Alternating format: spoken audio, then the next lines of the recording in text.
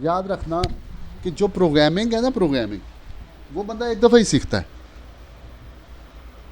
Programmer जो बनता है वो एक दफ़ा ही बनता है, लैंग्वेज एक दफ़ा ही। देखिए आपके यहाँ किताबें दरस निज़ामी में, आप दरस निज़ामी किया हुआ है ना, हैं जी।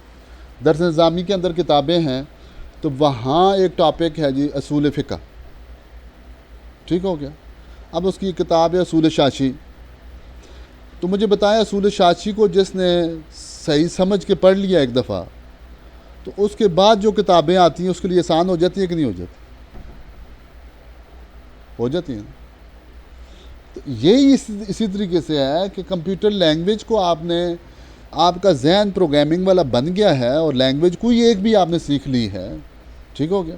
नई लैंग्वेज जो आएगी तो अब आपको उस्ताद के पास नहीं जाना पड़ेगा।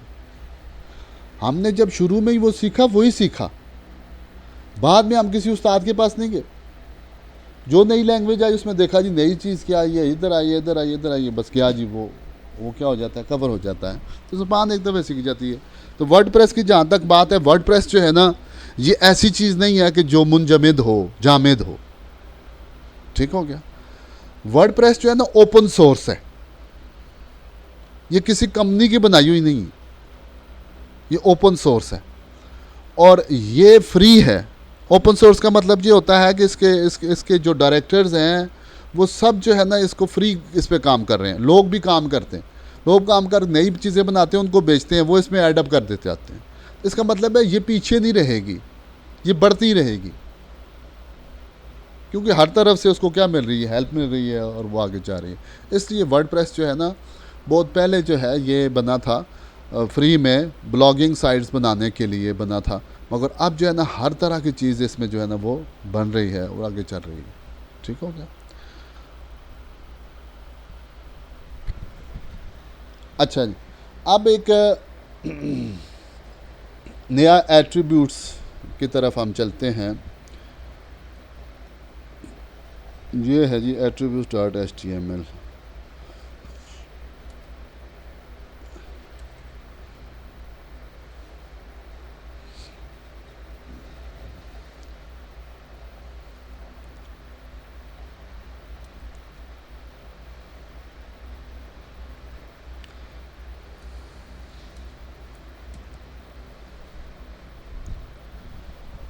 एक एट्रीब्यूट है जो स्टार्ट होता है ए से, किससे, ये देखें, ए से, ठीक है। और इसका क्लोज भी है, वो भी किससे है, ए से ही स्टार्ट हो रहा है और ए से ही क्या हो रहा है, क्लोज हो रहा है। ये डेटा एलिमेंट, सॉरी, ए जो है, ए से जो जो जो चीज़ लिखी जाएगी ना एंगुलर ब्रैकेट में, वो क्या होगी, डेटा एलिमेंट। ये एक डेटा एलिमेंट जो किससे स्टार्ट हो रहा है, ए से, और बंद भी किससे हो रहा है, ए से हो रहा है। आपने देखा होगा कि मुख्तलिफ़ वेबसाइट्स के ऊपर आप जाते हैं तो वहाँ पे लिंक्स दिए हुए होते हैं, आप उनको क्लिक करते हैं तो एक नए पेज के ऊपर चले जाते हैं, नई वेबसाइट के ऊपर चले जाते हैं। उसमें लिखा हुआ था अगर आपको जो है ना मतलब ये चीज़ चाहिए या इस तरफ जाना चाहते हैं, क्लिक हेयर।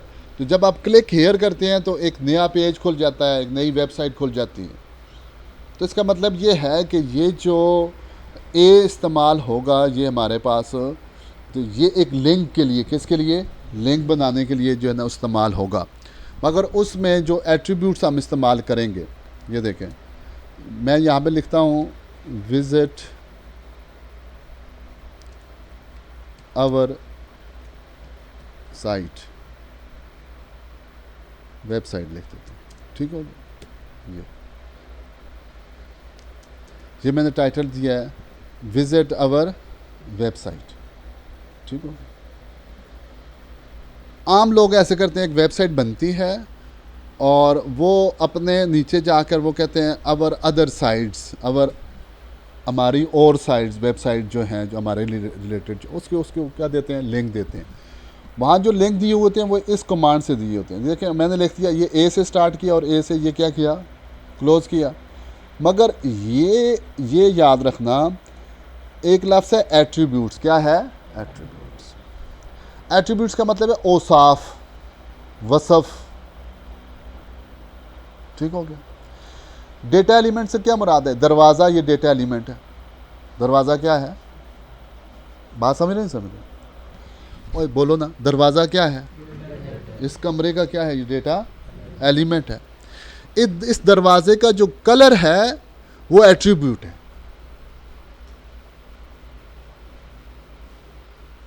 दरवाज़ा क्या है? डेटा एलिमेंट है। और इस दरवाजे का जो कलर है वो क्या है? इसका एट्रीब्यूट है, वसफ़ है इसका। क्या है? वसफ़ है। तो ये वसफ़ तो कुछ भी हो सकता है। ये दरवाज़ा अभी ग्रे है, इसको आप ब्लैक कर लें, इसको आप क्या कर लें, है नहीं? इसी तरीके से ये दीवार जो है ये क्या है? डेटा एलिमेंट है। क्या है ये? डेटा। इसका जो कलर है ये एट्रीब्यूट है, ये इसका वसफ़ है। सही है? ठीक। इसी तरीके से दीवार की चौड़ाई, दीवार की मोटाई, ये एट्रीब्यूट्स हैं। ये क्या हैं? एट्रीब्यूट्स। बात समझे नहीं समझे? अच्छा, ये बड़ा अहम एट्रीब्यूट्स है, HREF। क्या है ये? HREF। ये एट्रीब्यूट्स है। इस एट्रीब्यूट को, हर एट्रीब्यूट को लिखने का तरीका ये है, जो वसफ़ होगा ना, याद रखना, जो भी डेटा एलिमेंट है, जो भी क्या है? डेटा एलिमेंट है, वो तो एक बुनियादी चीज़ है। वो क्या है? एक बुनियादी चीज़ है। उसका जो वसफ़ लिखेंगे, वसफ़ लिखेंगे कहाँ? वसफ़ उस डेटा एलिमेंट का जो स्टार्ट वाला ब्रैकेट है उसके अंदर लिखेंगे। ये देखें, इसको मैं बढ़ा रहा हूँ। एट्रीब्यूट लिखने के लिए मैं जो ये ए वाला जो आगे ब्रैकेट है उसको बढ़ा रहा हूँ। वो दरवाज़ा है ना, अब दरवाजे के अंदर जाना पड़ेगा नहीं जाना, ऊपर जाना पड़ेगा नहीं जाना पड़ेगा? ठीक हो गया? तो ये ए डेटा एलिमेंट था, उसके अंदर मैं घुस गया हूँ। बात समझे? ये बड़ी अहम चीज़ है। और इससे आप देखेंगे आपकी और ग्रिप इसके ऊपर इतनी ज़्यादा आ जाएगी कि H1, मुझे बताओ H1 क्या है? डेटा एलिमेंट है ना? और H1 का एक मखसूस फॉन्ट है कि नहीं? ठीक हो गया। मगर H1 के अंदर मैं एट्रीब्यूट में घुस जाता हूँ। किस में घुस जाता हूँ? एट्रीब्यूट के अंदर लगाने के लिए मैं इसके अंदर घुसूँगा, अंदर घुसूँगा, इसके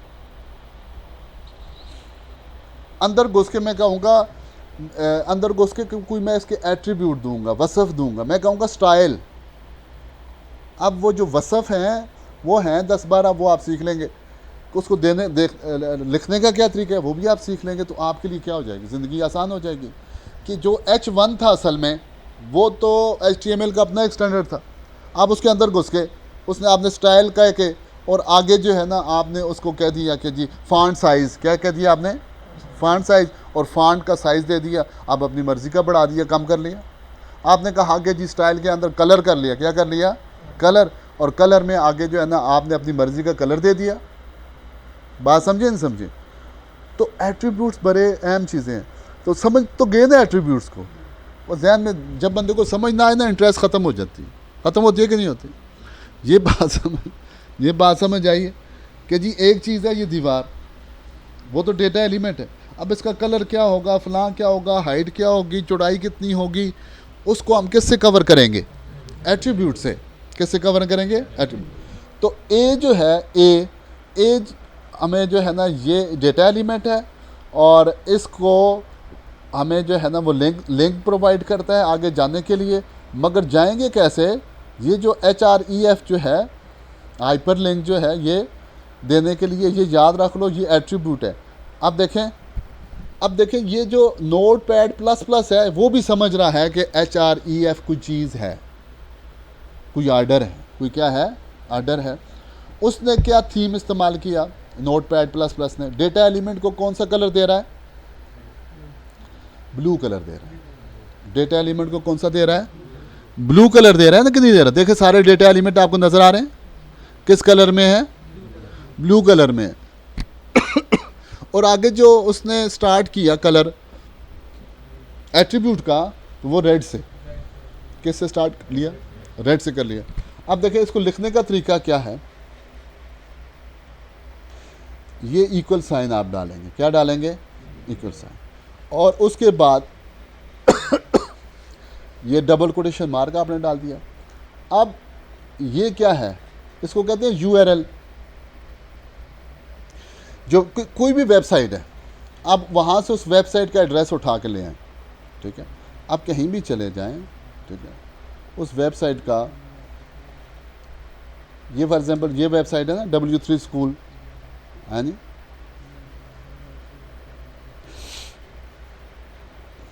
ये वेबसाइट है। अब इसको यहाँ से आप क्या कर लें,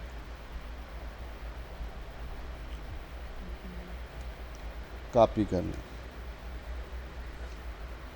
वो पूरा वेबसाइट का लिंक। तो मैं ये कॉपी मैंने कर लिया। अब मैं यहाँ जाता हूँ, ये जो ब्रैकेट, इस ब्रैकेट के अंदर ये वेबसाइट दे दें।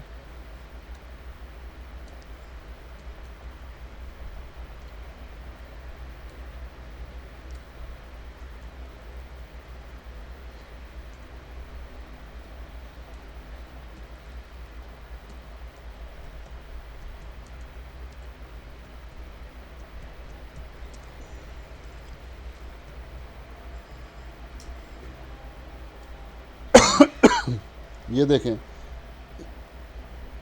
इसको मैं क्या बना रहा हूँ, कमेंट्स, नीचे वाली चीज़ को मैं क्या बनाने जा रहा हूँ, है नहीं।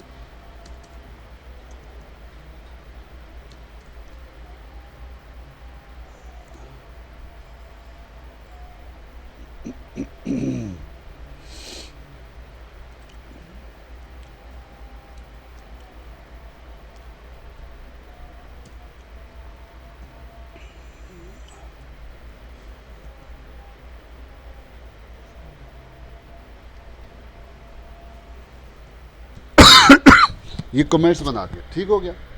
अब इसका मतलब ये कि ये ऊपर वाली 2 लाइनें चलेंगी। इसको मैं सेव करता हूँ, सेव कर लिया, और इसमें ठीक है।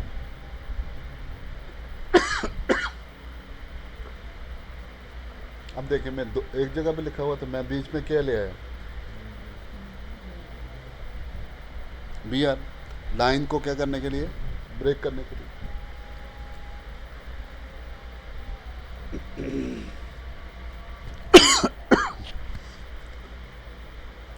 ऊपर नीचे आ गया। अच्छा, मैं कहता हूँ नहीं, स्पेस थोड़ी ज़्यादा होनी चाहिए। क्या करूँगा,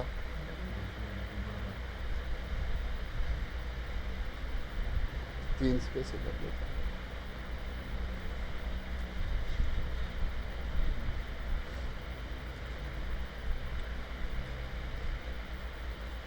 सही हो गया। अब इस पे आप क्लिक करते हैं,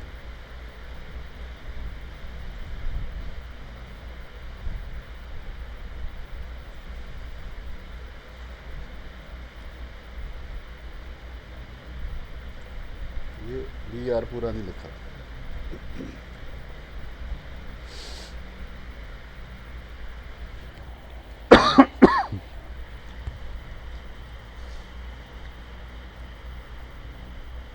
ये देखें, अब इस पे मैंने क्लिक किया तो ये मुझे इस पेज से उठाएगा,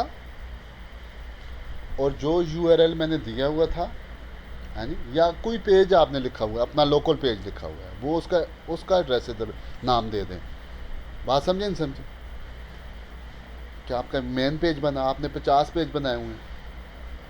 अब जैसे आप सीख रहे हैं, आप क्या कर रहे हैं, आप सीख रहे हैं, तो आप क्या करेंगे, अब मेरा first program, second program, third program, तो आप एक मेन पेज बना लें और लिंक बना लें, और सेकंड प्रोग्राम पे जाने के लिए उसका वो नाम दिया हुआ होगा। आप खुद ही उसको या किसी दोस्त को भेजेंगे, वो कॉपी भेजेंगे, आप कहेंगे मैंने पहले ये पढ़ा है, फिर ये पढ़ा है। बात समझ नहीं समझ? तो यहाँ से ये उठेगा तो इसको कहाँ भेज दिया इसने, इस साइड पे भेज दिया। सही हो गया। अब इससे पीछे मैं आता हूँ तो वही उसी जगह आ रहा है। यहाँ से आगे गया नेक्स्ट साइड के ऊपर, ये मुझे भेज रहा है, ठीक है। और ये यहाँ चला गया, और मैं वापस आया तो इधर से बैक करूँ तो फिर कहाँ आ रहा है, मेरे प्रोग्राम में आ रहा है। सही है। इस पे जाता हूँ, पानी ना, मेरा पानी इधर इधर ये देखें, ये W3 स्कूल जो साइड है इस पे गया, वापस आ।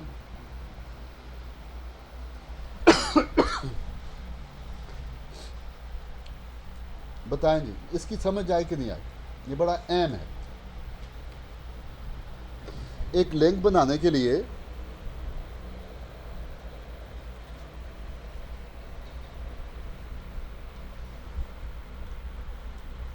डेटा एलिमेंट ए को क्या करेंगे हम, इस्तेमाल कर रहे हैं। ए का एक स्टार्ट है और ए का एक क्या है, एंड है। ठीक हो गया। मगर जो एट्रीब्यूट है HREF, उसको कैसे लिखेंगे? उसको याद रखना, ए और स्लैश ए के दरमियान नहीं लिखना, ए और स्लैश ए के दरमियान नहीं लिखना। ये तो इसकी बॉडी है ना, ए की बॉडी यहाँ से स्टार्ट हो रही है, ए की बॉडी यहाँ क्या हो रही है, ख़त्म हो रही है। एट्रीब्यूट को लिखने के लिए ये जो डेटा एलिमेंट है, मैं आपको समझाया कि जैसे दरवाज़ा है उसके ऊपर जाना पड़ेगा, तो ऊपर जाने के लिए इसके ब्रैकेट के खोलोगे, इसके ब्रैकेट को खोल के, और ये जो HREF का जो लिखने का तरीका है उसको इधर लिखोगे। देखें तो कैसे लिखेंगे, कोई भी एट्रीब्यूट होगा तो उसको यहाँ, उसके बाद उसकी क्या आएगी, इक्वल साइन आएगा, और ब्रैकेट के अंदर उसकी वैल्यू आएगी। ब्रैकेट के अंदर क्या आएगी, उसकी वैल्यू आएगी। तो इस तरह से वो एट्रीब्यूट जो है ना वो लिखा जाएगा। ठीक हो गया। तो ये इसका है HREF का हाइपरलिंक के लिए ये इस्तेमाल होता है। तो नमाज के बाद जो है ना इस तरह के 10-12 एट्रीब्यूट्स हैं जो हम ये इसी में, ये मुश्किल है थोड़ा सा, ये जो अभी आपने देखा है थोड़ा सा उस तरह से है ना, और तो आसान होंगे कि जी हम मिसाल के तौर पे बॉडी है, बॉडी और स्लैश बॉडी पड़ा है ना, जो पेज का साइज़ होता है, तो वो तो एक नॉर्मल बॉडी पेज ले आता है। आप कहते हैं बॉडी में चला गया, उसका कलर मैं कुछ देना चाहता हूँ, तो उसकी बॉडी के वो जो डेटा एलिमेंट है उसके अंदर जाओगे और स्टाइल के साथ एट्रीब्यूट लिखोगे और कहोगे जी इसका कलर रेड कर दो, इसे येलो कर, फलां कर, जो भी कलर करना चाहो, या और कुछ मतलब चीज़ें। इसी तरीके से H है, उसमें आप जा सकते, पैराग्राफ का है ना डेटा एलिमेंट, क्या है पैराग्राफ का डेटा एलिमेंट, P है ना, एक उसका स्टार्ट है, एक उसका क्या है, एंड है। अब पैराग्राफ को कोई आप एट्रीब्यूट देना चाहते हो कि ये पूरे पैराग्राफ के ऊपर जो है ना वो हो जाए, मैं पूरे पैराग्राफ का बैकग्राउंड कलर क्या देना चाहता हूँ, मैं पूरे पैराग्राफ का फोरग्राउंड कलर क्या देना चाहता हूँ। ठीक हो गया, वो पूरे पैराग्राफ पे लगेगा। और अगर आप चाहते हो H1, तो H1 के डेटा एलिमेंट है, तो H1 के अंदर जाके जो है ना, तो H1 का एक स्टार्ट है, एक एंड है, तो वो उसके ऊपर जो है ना वो एट्रीब्यूट्स भी क्या कर देगा, अप्लाई कर देगा। कोई सवाल हो तो पूछना।